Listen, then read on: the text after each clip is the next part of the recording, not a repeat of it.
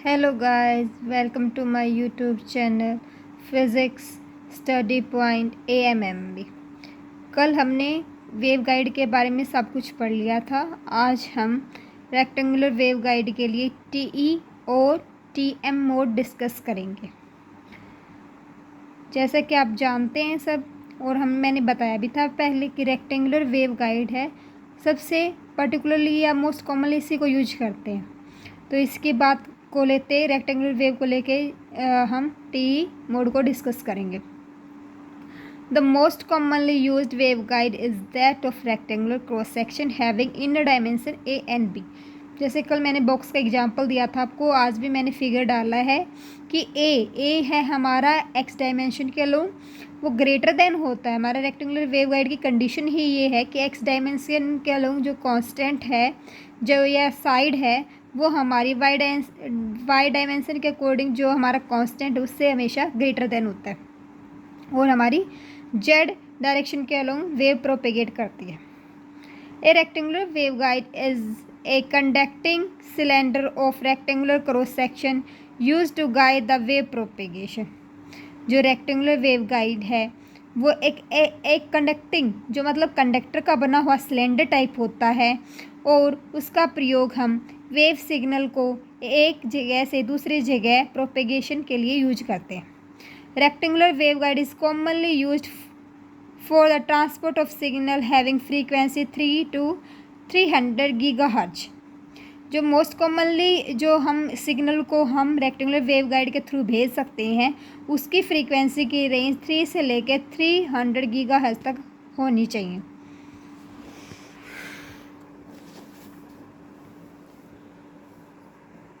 Inside the waveguide, E and B must satisfy wave equation which in vacuum। आपको जैसे कि पता है कि मैंने कल भी बताया था कि जो हमारा वेव गाइड है बीच में से होलो होता है, कि हमारा जो सिग्नल है वो उस आराम जा सकता है उसके अंदर से, ऊपर से वो कंडक्टर का बना हुआ होता है। तो हम जैसे कि हमने बताया कि होलो होता है तो वो उधर क्या होगा, वैक्यूम की तरह काम करेगा। वैक्यूम की तरह काम करेगा तो क्या होएगा, उधर हमारी वैक्यूम वाली जो इक्वेशन है del square E minus mu naught epsilon naught curly square E upon curly t square is equal to 0।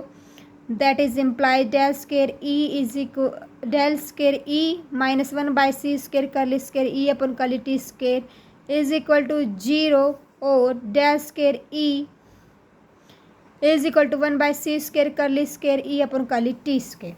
Similarly B के फील्ड में हमारी क्या होती है, del square B is equal to 1/c square curly square B upon curly t square. अब ये दोनों ही equation क्या करेंगे, हमारी बाउंड्री कंडीशन सेटिस्फाई करेंगी। और जैसे हमने पहले भी डिस्कस किया था कि E जो हमारा मैग्नेटिक फील्ड है और इलेक्ट्रिक फील्ड है, उसको क्या लिख सकते हैं, E नोट कोई कांस्टेंट है E की, is equal to epsilon naught E की power iota k z minus omega t B की वैल्यू क्या करेंगे हम, बी नोट एक्सपोनेंशियल की पावर क्या होगी हमारी iota k z minus omega T.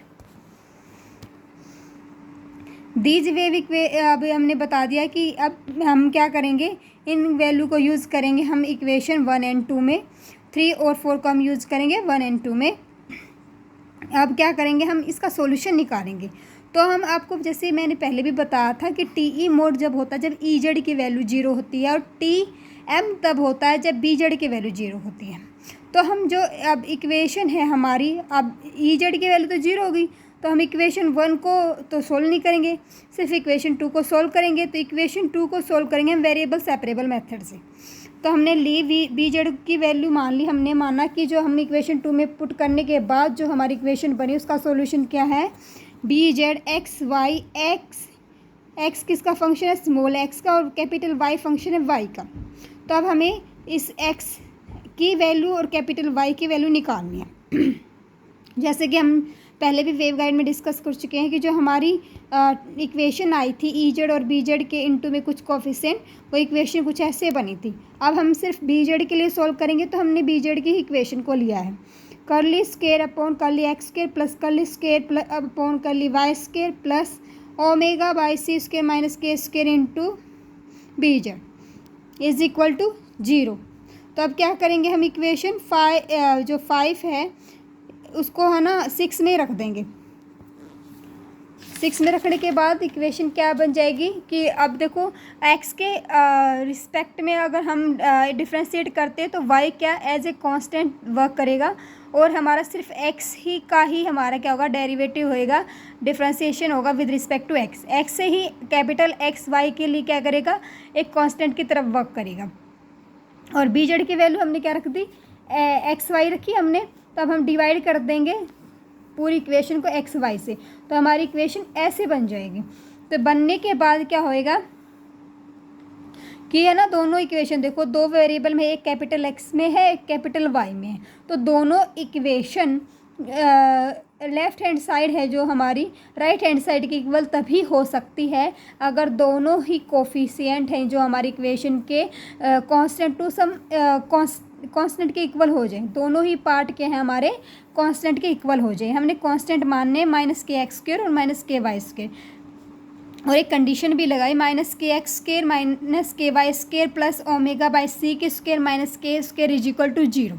तो हमने क्या कहा है कि पहले पार्ट और सेकंड पार्ट किसी कांस्टेंट के इक्वल होंगे तभी हमारी इक्वेशन सेटिस्फाई होगी। तो हमने पहले पार्ट को क्या माना, 1/x d square x upon d small x square is equal to minus k x square, और सेकंड पार्ट को क्या माना, 1/y d square y upon d y square is equal to minus k y square.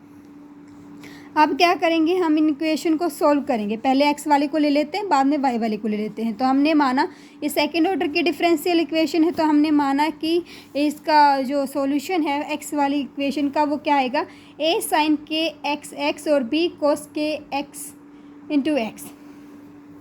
अब जैसा कि हमें पता है कि हम बाउंड्री कंडीशन लगाते हैं रेक्टेंगुलर के लिए, तो क्या बनती है हमारी कि हमारा फर्स्ट डेरिवेटिव है वो x, उसकी वैल्यू 0 पे और उसकी वैल्यू a पे क्या होएगी, 0 होएगी। तो हम इसका क्या करेंगे, पहले फर्स्ट डेरिवेटिव निकालेंगे। फर्स्ट डेरिवेटिव की वैल्यू रखेंगे x इज इक्वल टू 0 पे, तो किसके बराबर हो जाएगी, 0। इसकी जब x इज इक्वल टू 0 पे रखेंगे, वैसे डेरिवेटिव क्या बनेगा हमारा, dx अपॉन स्मॉल x के रिस्पेक्ट में हम डेरिवेटिव करेंगे और उसकी वैल्यू आएगी हमारे पास a के x कोस के x into x plus b के x इंटू माइनस साइन के x इंटू स्मॉल x। ये हमारे एंगल बन जाएगा। अब हमने क्या रखा है कि फर्स्ट डेरिवेटिव की value x is equal to 0 पे क्या है, 0 है। तो 0 है तो हमें पता है कि हमारा साइन की वैल्यू तो क्या होती है, 0 पे 0 होती है, तो साइन वाली तो टर्म पूरी 0 बन गई, पर कोस की वैल्यू 0 पे क्या हो जाती है, 1 हो जाती है। और इंटू में a है तो a की वैल्यू क्या हो जाएगी हमारी, 0 के इक्विवेलेंट, तो a की वैल्यू 0 होगी। फिर इसमें a की वैल्यू 0 पुट करेंगे तो फर्स्ट पार्ट क्या हो गया, 0, सिर्फ सेकंड पार्ट ही रहा हमारा। तो सेकंड पार्ट क्या बन गया, x of x is equal to b cos of k x into small x। अब हम दूसरी कंडीशन लगाएंगे कि हमारी x जो फर्स्ट डेरिवेटिव है उसकी वैल्यू a पॉइंट पे 0 होती है, तो उसके पॉइंट पे 0 होती है तो हमारे क्या लगा देंगे, इसकी वैल्यू क्या है, 0 के बराबर। और हमारा फर्स्ट डेरिवेटिव की टर्म कौन सी बच गई थी, सिर्फ ये बच गई, क्योंकि a की वैल्यू 0 पुट करेंगे, ये तो 0 हो गया। अब इस पर रखेंगे हम, क्या रखेंगे, x की वैल्यू क्या रखेंगे, a, x की वैल्यू a रखी हमने, तो हमारे वैल्यू हमें पता है कि साइन पाई 0 कब होता है, n पाई पे या m पाई पे, n और m हम लेंगे तो वहाँ क्या होगा, वो इंटीजर होगा कि x की वैल्यू क्या आ जाएगी, m पाई बाई a, क्योंकि ये इज इक्वल टू 0 हो जाएगा। और ये b को इधर लेके जाएंगे तो ये भी 0, और हमारी के x की वैल्यू क्या आ जाएगी, m pi by a। Similarly हम y के लिए सोल्व कर लेंगे, तो हमने दूसरा इंटीजर ले लिया है ऐसे ही n, k y is equal to n pi by b, where n and m are integer. Put value of k x in equation 10। Equation 10 हमारी है ये वाली कि हमने x में जब a की वैल्यू 0 पुट की थी तो हमारी सेकंड टर्म ही बची थी b कोस के x इंटू एक्स। तो हमारी क्या बन जाती है, x क्या बन जाएगा, b into cos m pi x by a। ऐसे ही y का हमारा बन गया b cos n pi y by b, क्योंकि y के अलोंग हमारे पास कांस्टेंट था b और x के अलोंग था हमारे पास a। तो इसमें भी अगर y में आप सोल्व करके दिखाना चाहते हो तो आप कंडीशन लगाओगे कि first derivative at y is equal to 0 पे 0 बनेगा और y is equal to b पे 0 बनेगा। तो आप ऐसे सोल्व भी कर सकते हो, या एक्स की टर्म सोल्व करने के बाद आप सिमिलरली में डाल के इसको वैल्यू डायरेक्ट पुट कर सकते हो। अब क्या करना है हमें, एक्स और वाई की वैल्यू कहाँ पुट करनी है, जो हम पहले वेरिएबल सेपरेबल मेथड के साथ बीजेड की वैल्यू लेके चले थे, इधर पुट कर देनी है। तो पुट करने के बाद हमारे पास कुछ ऐसी इक्वेशन बनेगी। तो अब आपको पता है कि बी इंटू बी क्या है, बी स्क्र क्या, कोई कॉन्स्टेंट है, इसको हम बी नोट मान सकते हैं। तो हमारे पास इक्वेशन क्या बन गई, B is equal to B naught cos of m pi x by a cos of n pi y by b. तो ये हमारा गाइस सॉल्यूशन है फॉर टी ई मोड। ये हमारा फाइनल सॉल्यूशन आ गया। सिमिलरली हम क्या निकालेंगे, टी एम मोड के लिए सॉल्यूशन निकालेंगे। इस केस में क्या होएगा guys, B z is equal to 0 रखेंगे। टी ई मोड में हमने क्या रखा था, E z is equal to 0 रखा था। तो ये भी हम क्या करेंगे, वेरिएबल सेपरेबल से मेथड से यूज करेंगे, क्योंकि अगर बी जेड की वैल्यू मैंने पहले 1 और 2 इक्वेशन लिखवाई थी टी ई मोड में, वहाँ रखेंगे, तो हम सिर्फ ई जेड वाली ही इक्वेशन को फर्दर आगे सोल्व करेंगे। तो हमने क्या किया, वेरिएबल सेपरेबल मेथड लगा लिया, जैसे हमने टी ई मोड में लगा था। तो अब हमने उधर क्या करेंगे, इस वैल्यू को कहाँ यूज करेंगे, जो हमने इक्वेशन वेव गाइड के टाइम फाइनली सोल्व की थी, या मैंने पहले भी लिखवाई है आपको, कर्ल स्क्वायर अपन curl x square curl square अपन curl y square omega by c की square minus k square into e z. इधर हम किसकी वैल्यू रख देंगे, इधर हम रख देंगे वैल्यू, इधर गाइस स्क्वायर नहीं आएगा, इधर हम ई जेड की वैल्यू रख देंगे। और जैसे कि हमने टी मोड में क्या था, वैसे ही हम क्या कर देंगे, ई जेड का अगर हम देखो एक्स के रिस्पेक्ट में करेंगे तो वाई हमारा क्या रहेगा, एज ए कॉन्स्टेंट वर्क करेगा, और जब हम वाई के रिस्पेक्ट में करेंगे तो हमारा एक्स कॉन्स्टेंट के रूप में वर्क करेगा। तो ये हमारी इक्वेशन बन जाएगी। सिमिलरली फिर वही स्टेप लगाएंगे कि हमारे हमारे वेरिएबल हैं, एक एक्स है एक हमारा वाई है, तो दोनों ही इस इक्वेशन को तब सेटिस्फाई करेगी, left hand side is equal to right hand side only if both terms must be equal to some constant. You can say square k y square या और के एक्स के। तो हमने क्या कर लिया, पहले पार्ट को हमने क्या कर, पहले इसको हम क्या करेंगे, एक्स वाई से क्या कर देंगे, डिवाइड कर देंगे, तो हमारी ये इक्वेशन बन जाएगी। और फिर फर्स्ट पार्ट जो बनेगा उसको 1 के एक्स स्क्वायर के इक्वल रख देंगे, और सेकंड पार्ट को के वाई स्क्वायर में। इसमें हमें ध्यान रखना है कि माइनस का नहीं लेंगे। हमने टी मोड के लिए क्या लिया था, constant minus k x square और minus k y square, but T M के लिए हम पॉजिटिव लेंगे। सॉल्यूशन क्या करेंगे, अब सॉल्यूशन क्या होएगा हमारा, अगर हम एक्स वाई टर्म को सॉल्व करें तो ये सेकंड ऑर्डर की इक्वेशन हो जाती है। इसका सॉल्यूशन होएगा हमारे पास x of small x is equal to a sine of k x into small x plus b cos of k x into small x. अब इसमें हम ना फर्स्ट डेरिवेटिव को पे बाउंड्री कंडीशन नहीं लगाएंगे, ओनली हमारी इक्वेशन पे ही बाउंड्री कंडीशन लग जाएंगी कि हमारी एक्स ऑफ स्मॉल एक्स की वैल्यू 0 पे 0 होती है और हमारी वैल्यू ए पे 0 होती है। तो हमने जैसे ही पहली बाउंड्री कंडीशन लगाई कि हमारी एक्स की वैल्यू 0 होती है, जब हमारा स्मॉल एक्स 0 है तो हमारा क्या बन जाता है गाइस, हमें पता है कि साइन की वैल्यू 0 पे 0 होती है, तो कोस के एक्स की वैल्यू 1 हो जाएगी, तो बी की वैल्यू आ जाएगी हमारे पास 0। जैसे ही हमने इधर बी की वैल्यू 0 पुट किया तो हमारे पास सिर्फ ए वाली टर्म बच गई। अब हम स्मॉल एक्स की वैल्यू 1 पे बाउंड्री कंडीशन लगाएंगे, तो जैसे ही हमने बाउंड्री कंडीशन लगाई तो एक्स की वैल्यू 0 और sign k x into x की जगह हम क्या रख देंगे ए।